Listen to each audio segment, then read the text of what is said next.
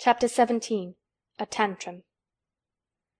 She had got up very early in the morning, and had worked hard in the garden, and she was tired and sleepy, so as soon as Martha had brought her supper and she had eaten it, she was glad to go to bed. As she laid her head on the pillow, she murmured to herself, "I'll go out before breakfast and work with Dickon, and then afterward I believe I'll go to see him." She thought it was the middle of the night when she was awakened by such dreadful sounds that she jumped out of bed in an instant. What was it? What was it? The next minute she felt quite sure she knew. Doors were opened and shut, and there were hurrying feet in the corridors, and someone was crying and screaming at the same time, screaming and crying in a horrible way. "It's Colin," she said. "He's having one of those tantrums the nurse called hysterics. How awful it sounds!" As she listened to the sobbing screams, she did not wonder that people were so frightened that they gave him his own way in everything rather than hear them. She put her hands over her ears and felt sick and shivering. "I don't know what to do. I don't know what to do," she kept saying. "I can't bear it." Once she wondered if he would stop if she dared go to him, and then she remembered how he had driven her out of the room, and thought that perhaps the sight of her might make him worse. Even when she pressed her hands more tightly over her ears, she could not keep the awful sounds out. She hated them so, and was so terrified by them, that suddenly they began to make her angry, and she felt as if she should like to fly into a tantrum herself and frighten him as he was frightening her. She was not used to anyone's tempers but her own. She took her hands from her ears and sprang up and stamped her foot. "He ought to be stopped! Somebody ought to make him stop! Somebody ought to beat him!" she cried out. Just then she heard feet almost running down the corridor, and her door opened and the nurse came in. She was not laughing now by any means. She even looked rather pale. "He's worked himself into hysterics," she said in a great hurry. "He'll do himself harm. No one can do anything with him. You come and try like a good child. He likes you." "He turned me out of the room this morning," said Mary, stamping her foot with excitement. The stamp rather pleased the nurse. The truth was that she had been afraid she might find Mary crying and hiding her head under the bedclothes. "That's right," she said. "You're in the right humor. You go and scold him. Give him something new to think of. Do go, child, as quick as ever you can." It was not until afterward that Mary realized that the thing had been funny as well as dreadful. That it was funny that all the grown-up people were so frightened that they came to a little girl, just because they guessed she was almost as bad as Colin himself. She flew along the corridor, and the nearer she got to the screams, the higher her temper mounted. She felt quite wicked by the time she reached the door. She slapped it open with her hand and ran across the room to the four-posted bed. "You stop!" she almost shouted. "You stop! I hate you! Everybody hates you! I wish everybody would run out of the house and let you scream yourself to death! You will scream yourself to death in a minute, and I wish you would!" A nice, sympathetic child could neither have thought nor said such things, but it just happened that the shock of hearing them was the best possible thing for this hysterical boy whom no one had ever dared to restrain or contradict. He had been lying on his face, beating his pillow with his hands, and he actually almost jumped around, he turned so quickly at the sound of the furious little voice. His face looked dreadful, white and red and swollen, and he was gasping and choking, but savage little Mary did not care an atom. "If you scream another scream," she said, "I'll scream too, and I can scream louder than you can, and I'll frighten you! I'll frighten you!" He actually had stopped screaming because she had startled him so. The scream which had been coming almost choked him. The tears were streaming down his face, and he shook all over. "I can't stop," he gasped and stopped. I can't!" "You can!" shouted Mary. "Half that ails you is hysterics and temper. Just hysterics, hysterics, hysterics!" And she stamped each time she said it. "I felt the lump. I felt it," choked out Colin. "I knew I should. I shall have a hunch on my back, and then I shall die." And he began to writhe again and turned on his face and sobbed and wailed, but he didn't scream. "You didn't feel a lump," contradicted Mary fiercely. "If you did, it was only a hysterical lump. Hysterics makes lumps. There's nothing the matter with your horrid back, nothing but hysterics. Turn over and let me look at it." She liked the word hysterics, and felt somehow as if it had an effect on him. He was probably like herself, and had never heard it before. "Nurse," she commanded, "come here and show me his back this minute." The nurse, Mrs. Medlock, and Martha had been standing huddled together near the door, staring at her, their mouths half open. All three had gasped with fright more than once. The nurse came forward as if she were half afraid. Colin was heaving great, breathless sobs. "Perhaps he won't let me," she hesitated in a low voice. Colin heard her, however, and he gasped out between two sobs, "Show her! She'll see then." It was a poor, thin back to look at when it was bared. Every rib could be counted, and every joint of the spine, though Mistress Mary did not count them as she bent over and examined them with a solemn, savage little face. She looked so sour and old-fashioned that the nurse turned her head aside to hide the twitching of her mouth.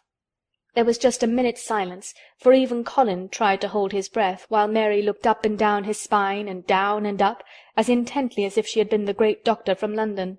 "There's not a single lump there," she said at last. "There's not a lump as big as a pin, except backbone lumps, and you can only feel them because you're thin.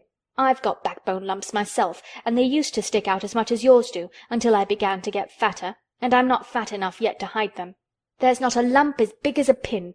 If you ever say there is again, I shall laugh." No one but Colin himself knew what effect those crossly spoken childish words had on him. If he had ever had anyone to talk to about his secret terrors, if he had ever dared to let himself ask questions, if he had had childish companions and had not lain on his back in the huge closed house, breathing an atmosphere heavy with the fears of people who were most of them ignorant and tired of him, he would have found out that most of his fright and illness was created by himself. But he had lain and thought of himself and his aches and weariness for hours and days and months and years, and now that an angry, unsympathetic little girl insisted obstinately that he was not as ill as he thought he was, he actually felt as if she might be speaking the truth. "I didn't know," ventured the nurse, "that he thought he had a lump on his spine. His back is weak because he won't try to sit up. I could have told him there was no lump there."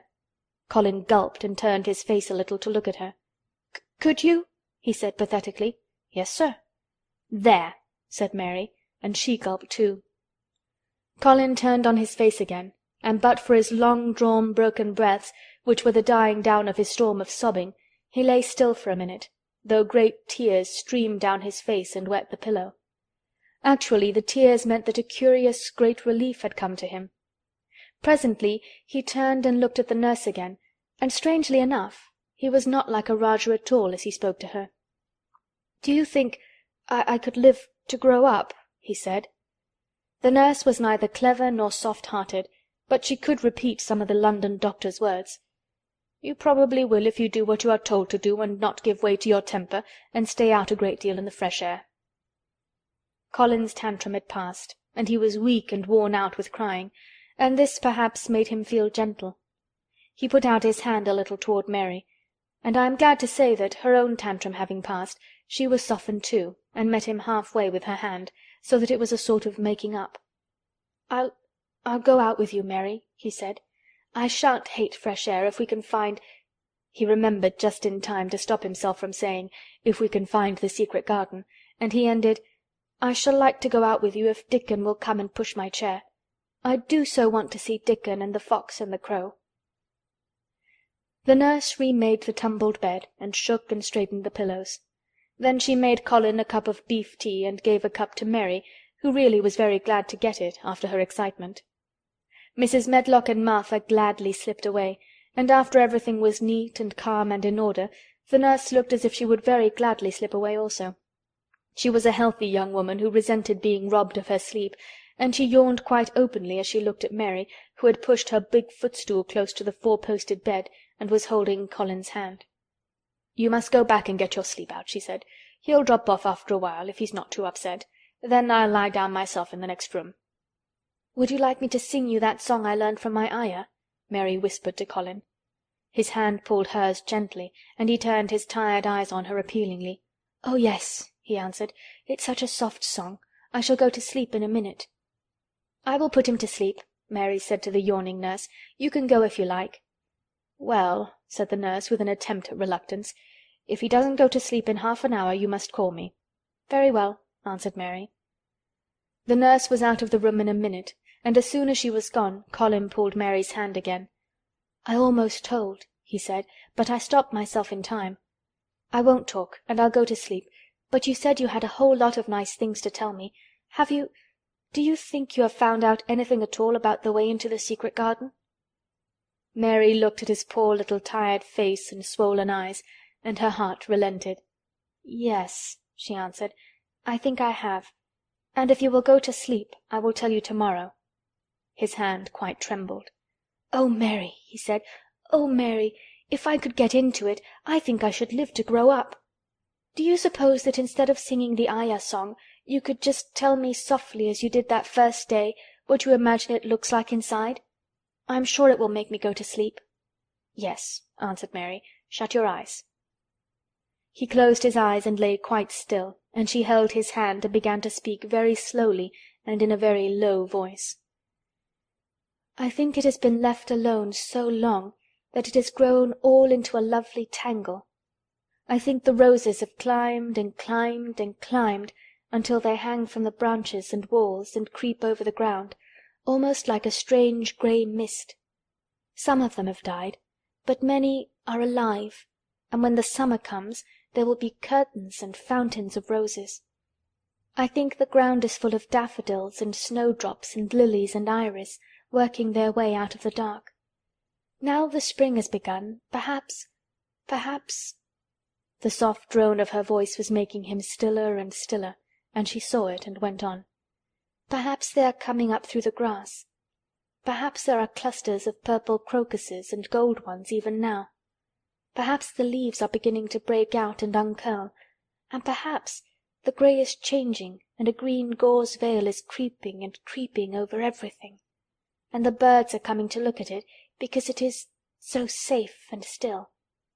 And perhaps, very softly and slowly indeed, the robin has found a mate and is building a nest." And Colin was asleep. End of chapter 17.